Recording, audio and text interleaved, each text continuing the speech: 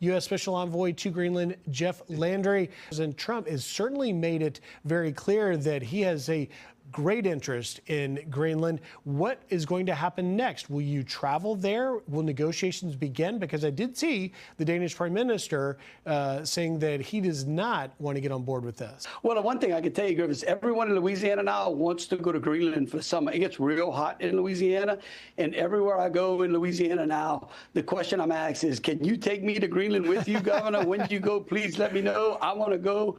It really is. And you know what's amazing is over a year ago, no one was talking about Greenland, okay? The whole time, Russian subs would circle Greenland. The whole time, the Chinese would pluck rare earths out of the Western Hemisphere. Then all of a sudden, we have the election of President Donald Trump. He comes in and says, you know what? The Monroe Doctrine is a real thing. We need to protect America's interests in those countries and territories in the Western Hemisphere.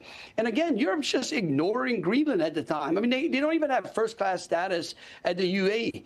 This is an opportunity for Greenland to be invited to an economic table with the United States, the strongest, most advanced economy in the world. And we care. We care about them. We're the fastest security route to give them the security and the protection. It's about an hour away from the United States, where it's 3 to 4 hours from the European continent.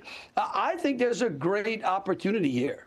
Main question to you is, what argument will you make to the Danes, who seem to be totally opposed to letting the U.S. come into a territory that they've had autonomous control of going back hundreds of years?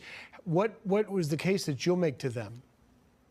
Well, I think our discussion should be with the actual people in Greenland, the Greenlanders.